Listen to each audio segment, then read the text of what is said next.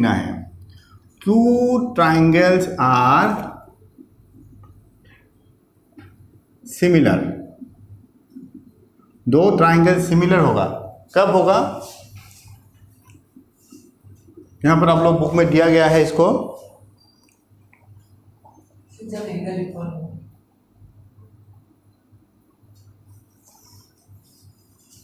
Triangles के बारे में पहले बता रहा हूं मैं।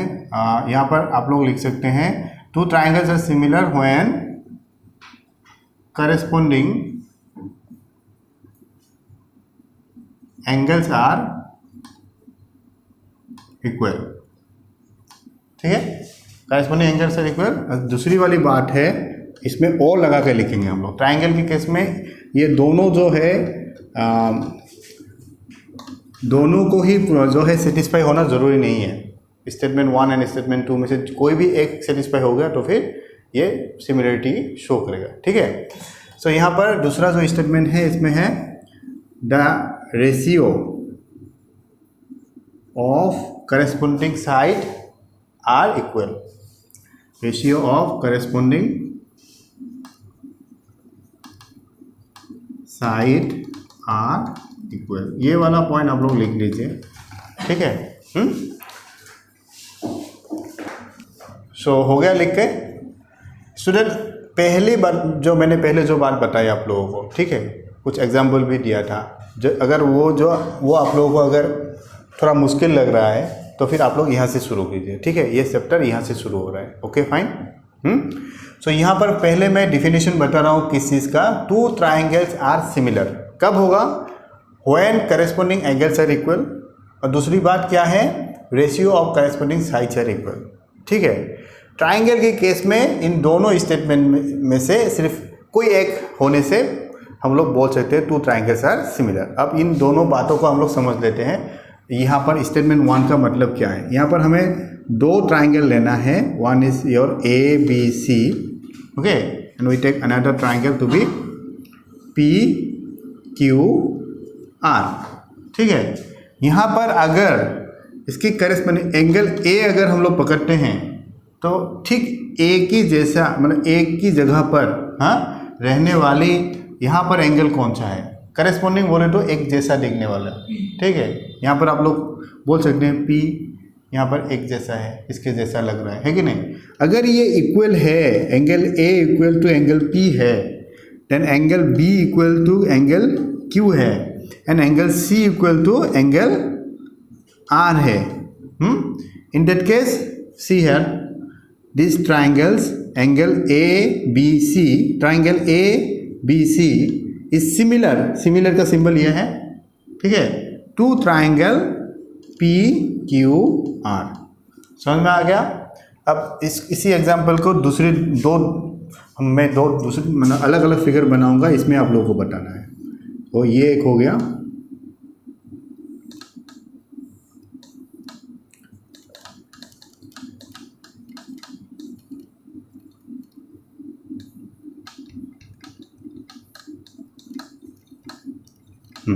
ये दोनों फिगर देख लो। इसमें आप लोग बताइए करस्पॉन्डिंग एंगल कौन कौन सा है। अगर मैं एंगल ए को लेता हूँ तो फिर करस्पॉन्डिंग एंगल क्या होगा? आर आएगा, है कि नहीं? एंगल बी लेता हूँ तो फिर क्यू आता है, एंड एंगल सी लेता हूँ तो फिर पी आता है कि नहीं? अब सिमिलर ट्राइंगल लिखने की केस में आप लोगों को जो है ये बात हमेशा ध्यान रखना है। ठीक है, अगर आप लोग यहाँ पर ट्राइंगल्स को सिमिलर लिखेंगे ना, सो यहाँ पर एक ट्राइंगल लिखेंगे और यहाँ पर ये वाला ट्राइंगल लिखेंगे ना, तो हम लोग जो है एंगल्स को मिलाकर लिखेंगे। एंगल्स को मिलाकर लिखेंगे किस तरीके से? देखो, अगर मैंने यहाँ पर एंगल ए लिया, ठीक है, तो इसकी करस्पॉन्डिंग क्या है? यहाँ पर आर है, वो आएगा। ठीक है, ये बात बहुत ज़रूरी है। ठीक है, दूसरा यहाँ पर अगर मैं नेक्स्ट बी लिखता हूँ तो फिर बी का करस्पॉन्डिंग क्या आएगा? यहाँ पर क्यू आएगा। ठीक है, सिमिलरली सी की जगह पर करस्पॉन्डिंग क्या आएगा? यहाँ पर पी, यानी कि A B C is similar to R Q P in this case, and in this case A B C was similar to triangle P Q R. समझ में आ रहा है? हाँ, तो एंगल्स को इक्वल टू होना ही है, और होने के बाद भी हम लोग इसको लिखेंगे किस तरीके से, वो बहुत ज़्यादा इम्पोर्टेंट है। उस पर बहुत सारी मैथ उस पर डिपेंड करता है। थोड़ा चेंज हो गया। अगर ये ऑर्डर चेंज कर दोगे तो फिर कैलकुलेशन ही गलत हो जाएगा, क्योंकि ये जो नेक्स्ट वाला पॉइंट है ना, रेशियो वाली जो पार्ट है ना, ये इस पर डिपेंड करता है, how you took this two triangles. Okay, हाँ, कैसे डिपेंड करता है देखो। अगर A B C similar to P Q R है, तब हम लोग करेस्पॉन्डिंग साइड्स को कैसे लेंगे, यहाँ पर ए बी बाई, यहाँ पर फर्स्ट टू को लेंगे, यहाँ से फर्स्ट टू को लेंगे बाई पी क्यू, ठीक है। देन यहाँ से नेक्स्ट टू को लेंगे बी के साथ, then Q R, B C by Q R, then C और ए को लेंगे, यहाँ पर आर और पी को लेंगे। समझ में आ रहा है ना बात? हाँ, सो सी ए बाई आर पी, इस पे डिपेंड करता है रेशियो। इसी वजह से अगर आप लोग सिमिलरिटी अच्छे से क्लियरली नहीं लिख पाएंगे, गलत करके लिखेंगे, ऑर्डर को अगर ऑर्डर में नहीं लिखेंगे तो फिर आप लोगों का रेशियो भी गलत निकलेगा, और उसी वजह से जो होगा आप लोग मैथ गलत हो जाएगा। समझ में आ रहा है ना? तो इसका रेशियो बताइए तो क्या होगा, मुझे क्या होगा इसका रेशियो? पहले क्या लेंगे, A B by R Q equals B C by Q P, और पी क्यू सेम थिंग, हाँ, पी क्यू और ये सेम है। Then C A by P R और R P, okay, this is same thing. हाँ, so ये दूसरा वाला जो स्टेटमेंट है, ratio of corresponding sides are equal. अगर कोई दो ट्राइंगल सिमिलर है, इन दैट केस हम लोग ये बता सकते हैं, अगर हम लोगों ने ट्राइंगल्स को according to their corresponding angles जो है यहाँ पर इन ऑर्डर में लिखा है। समझ में आ गया बात? ओके, ये हो गया ट्राइंगल्स की सिमिलरिटी से जुड़ी सबसे इम्पोर्टेंट बात। ठीक है, कैसे आप लोग एंगल्स को लेंगे और कैसे आप लोग को रेशियोज को लेना है। ठीक है, तो आप लोग ये वाला जो है इसको लिख लीजिए। ठीक है, हाँ, इसको पूरा लिख लीजिए। इसके बाद हम लोग जो है पॉलीगॉन के केस में किस तरीके से सिमिलरिटी निकालते हैं उसे देखेंगे। ठीक है,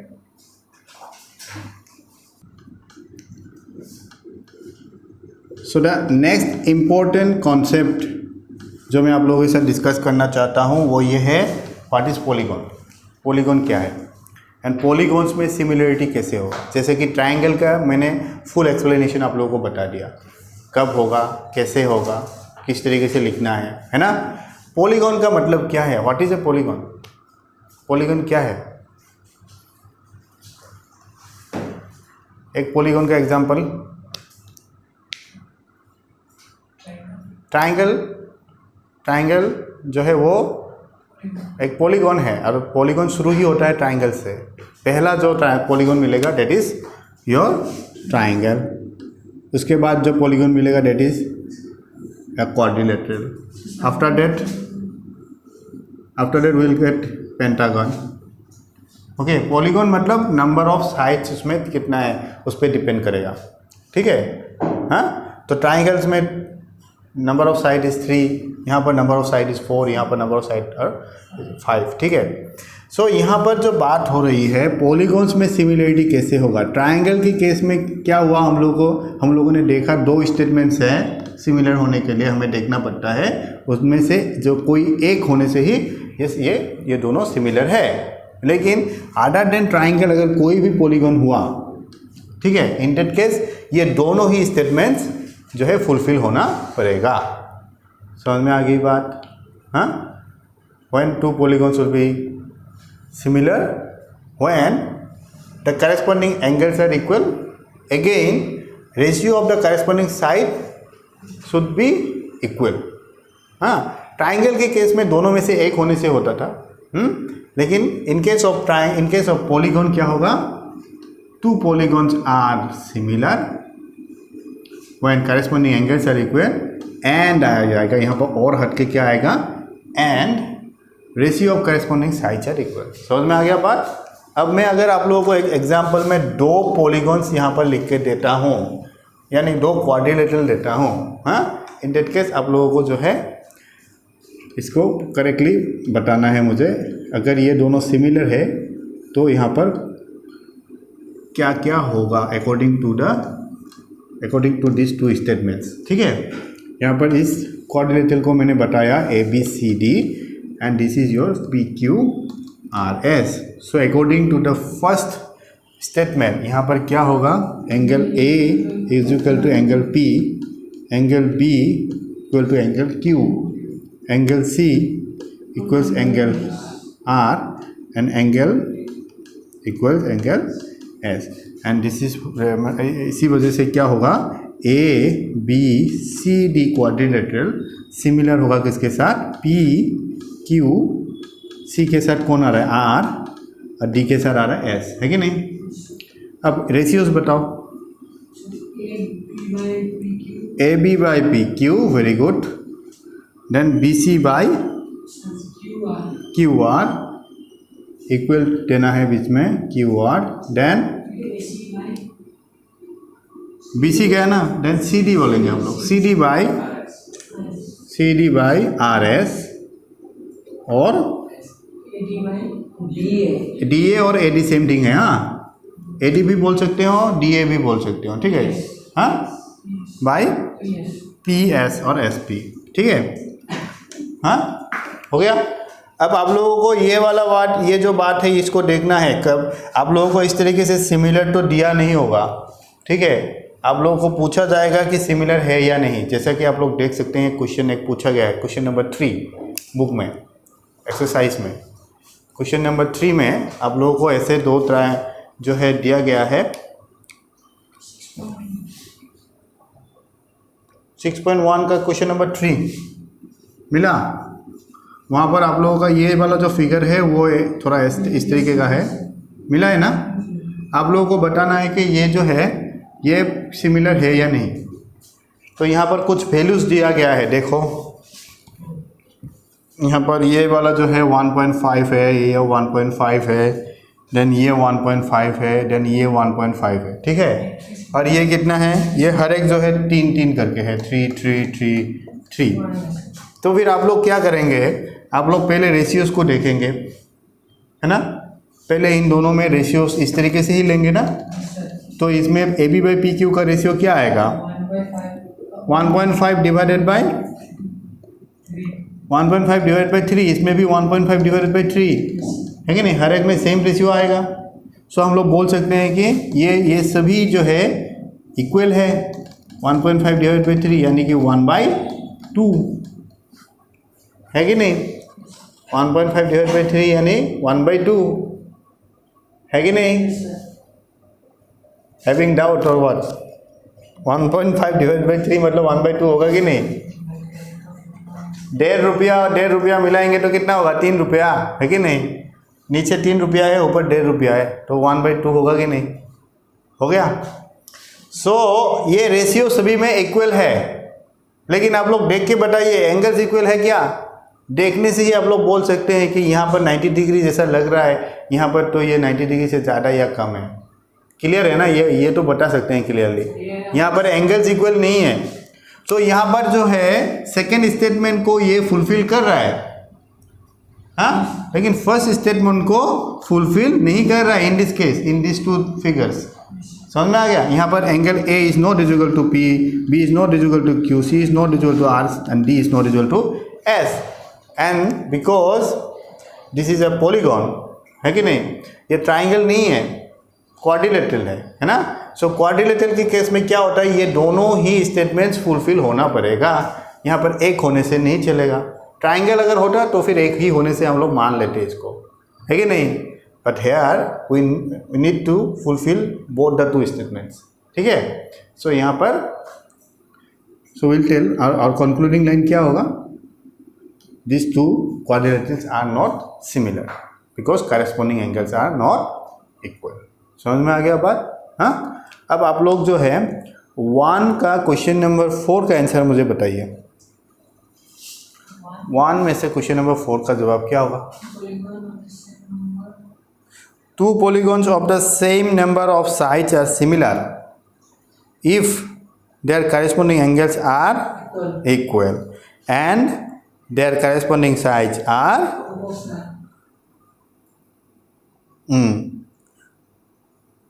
corresponding sides are proportional।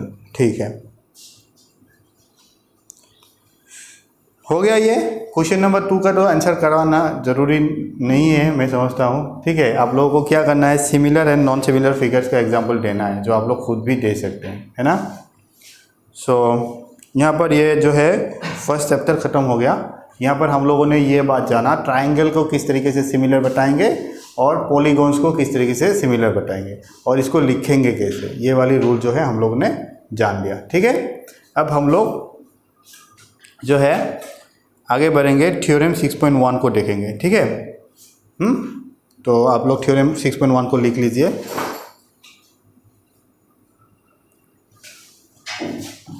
Post करो।